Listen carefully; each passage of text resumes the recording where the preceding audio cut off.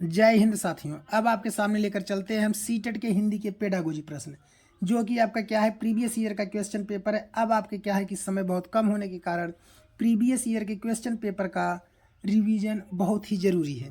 तो चलते हैं प्रश्न नंबर 106 की तरफ। कह रहा है पढ़ना सीखने के लिए आवश्यक है कि पढ़ना सीखने के लिए आवश्यक है, किस चीज़ के लिए है। कह रहा केवल लक्ष्य भाषा सुनने का माहौल हो, केवल वर्ड तो मेरे प्यारे भाइयों काट ही देना चाहिए, घर की भाषा सुनने बोलने को मिले इसलिए, या फिर लक्ष्य भाषा की अर्थपूर्ण और रोचक सामग्री सुनने पढ़ने को मिले, या फिर चार्ट अधिक से अधिक कक्षाएं में लगाए जाएं। तो कह रहा है कि पढ़ना सीखने के लिए आवश्यक क्या है, किस लिए, लक्ष्य भाषा की अर्थपूर्ण और रोचक सामग्री सुनने पढ़ने को मिले। ऑप्शन हो जाएगा तीसरा। चलते हैं प्रश्न नंबर 107 की तरफ। भाषा केवल अभिव्यक्ति का माध्यम ही नहीं बल्कि स्वयं से, मतलब किसका माध्यम है। भाषा केवल अभिव्यक्ति का ही माध्यम नहीं है, और किस चीज़ का माध्यम है, लिखने का है कि पढ़ने का है, बातचीत करने का है, सुनने का है। भाषा सिर्फ क्या है अभिव्यक्ति का ही माध्यम नहीं बल्कि यह क्या है स्वयं से आपका सुनने का भी माध्यम है, सॉरी बातचीत करने का भी माध्यम है। ठीक है, तो ऑप्शन आपका यहाँ तीसरा हो जाएगा। चलते हैं प्रश्न नंबर आपके 1 से 8 की तरफ। 1 से 8 क्या कर रहा है, लड़के होकर रोते हुए कथन है। देखिए यहाँ पे कह रहा है कि आपका विरोधाभास यहाँ पे दिखा रहा है, मतलब कि रूढ़वादिता को प्रदर्शित कर रहा है। कह रहा है कि लड़के होकर रोते हो यह कथन है। भाषा को बच्चों की दृष्टि से पढ़ने को बाध्य करना, भाषा को अध्यापकों की दृष्टि से पढ़ने को बाध्य करना, भाषा को जेंडर की दृष्टि से पढ़ने को बाध्य करना, या भाषा को व्यापक दृष्टि से पढ़ने को बाध्य करना। लड़के होकर रोते हो मतलब यहाँ जेंडर रूढ़वादिता हो गया, तो ऑप्शन आपका तीसरा बन जाएगा। भाषा को जेंडर की दृष्टि से पढ़ने को बाध्य करता है। ठीक है, चलते हैं प्रश्न नंबर 1 से 9 की तरफ। कह रहा है भाषा सभी विषयों के, भाषा सभी विषयों के सॉरी प्रश्न नंबर 1 से 9 की तरफ चलते हैं। आपका ये प्रश्न 1 से 12 आ गया। तो प्रश्न 1 से 9 क्या कह रहा है साथियों कि कहानी के संदर्भ में कौन सा कथन उपयुक्त लगता है। कहानी के संदर्भ में कौन सा कथन उपयुक्त लगता है।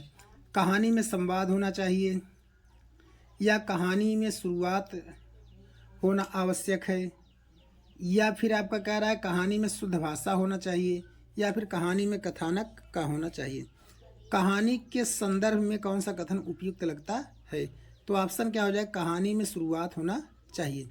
चलते हैं प्रश्न नंबर 110 की तरफ। एक भाषा के अध्यापक को बच्चों में, एक भाषा का जो अध्यापक है, विषय का जो अध्यापक है, वो बच्चों में क्या करे, भाषा सिद्धांतों की समझ विकसित करने का बल देना चाहिए, या आलंकारिक भाषा प्रयोग की समझ विकसित करने के लिए बल देना चाहिए, या फिर विविध संदर्भों में भाषा प्रयोग की क्षमता विकसित करने पर बल देना चाहिए, या शुद्ध भाषा प्रयोग की क्षमता विकसित करने पर बल देना चाहिए। तो ऑप्शन क्या हो जाएगा, एक भाषा के अध्यापक को क्या करना चाहिए, शुद्ध भाषा प्रयोग की क्षमता विकसित करने पर बल देना चाहिए। चलते हैं प्रश्न नंबर 111 की तरफ। कोई भाषा किसी भी लिपि में लिखी जा सकती है, कोई भी भाषा किसी भी लिपि में लिखी जा सकती है, इस कथन का क्या अभिप्राय। यह बिल्कुल संभव नहीं है, यह बहुत हद तक संभव है। हर भाषा की अपनी लिपि होती है, भाषा और लिपि के बीच एक सीधा संबंध है। तो क्या होगा, कोई भी भाषा किसी भी लिपि में लिखी जा सकती है। क्यों, क्योंकि हर भाषा की क्या होती है, एक लिपि होती है। चलते हैं प्रश्न नंबर 112 की तरफ। प्रश्न 112 आपका क्या कह रहा है, भाषा सभी विषयों के, भाषा सभी विषयों के क्या होते हैं कि पढ़ने में अध्यायों में केंद्र प्रारंभ में है। ठीक है, भाषा सभी विषयों की क्या है, अध्यायों में है। ठीक है, ऑप्शन दूसरा हो जाएगा। प्रश्न नंबर 113 की तरफ। प्राथमिक स्तर पर भाषा सीखने में भाषा संबंधी कौन सा संसाधन सर्वाधिक महत्वपूर्ण है। प्राथमिक स्तर पर जो आपका भाषा सीखना है उसमें सबसे अधिक महत्वपूर्ण आपका क्या होगा, कंप्यूटर होगा, बाल साहित्य होगा, समाचार पत्र होगा, टेलीविज़न होगा। तो प्राथमिक स्तर पर भाषा सीखने का जो सबसे महत्वपूर्ण तरीका होगा वो आपका बाल साहित्य हो जाएगा। चलते हैं प्रश्न नंबर 114 की तरफ। बच्चे अपनी मातृभाषा का प्रयोग करते हुए हिंदी भाषा की कक्षा में अपनी बात कहते हैं, तो यह बात है क्या, स्वाभाविक है, निंदनीय, विचारणीय, अनुचित है। तो बच्चा क्या कर रहा है, अपनी मातृभाषा में बात कर रहा है, इसलिए उसको क्या हम कहेंगे, स्वाभाविक कहेंगे।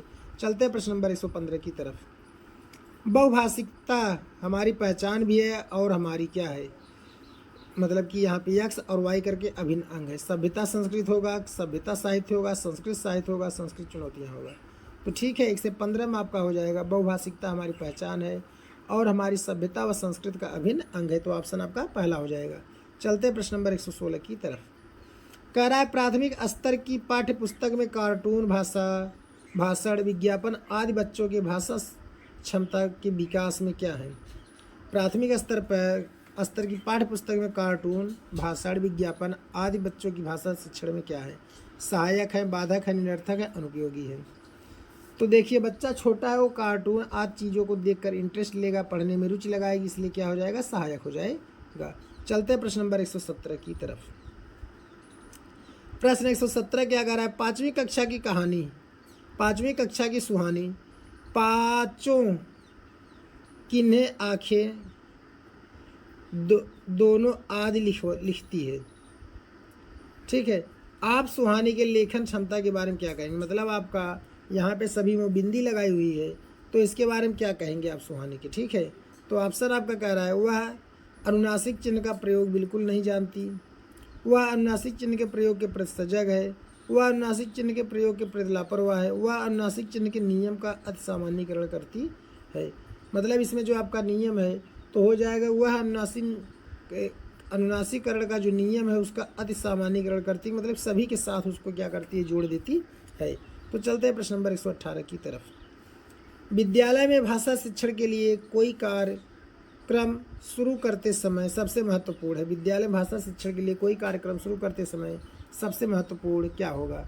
तो ऑप्शन कह रहा है आपका बच्चे की लिखित भाषा का क्षमता को पहचानना, बच्चे की सहज भाषाई क्षमता को पहचानना, बच्चे की सहज मौखिक अभिव्यक्ति को पहचानना, बच्चे की कठिन क्षमता को पहचानना। तो ऑप्शन हो जाएगी इसमें बच्चे की सहज भाषाई क्षमता को पहचानना। चलते हैं प्रश्न नंबर 119 की तरफ।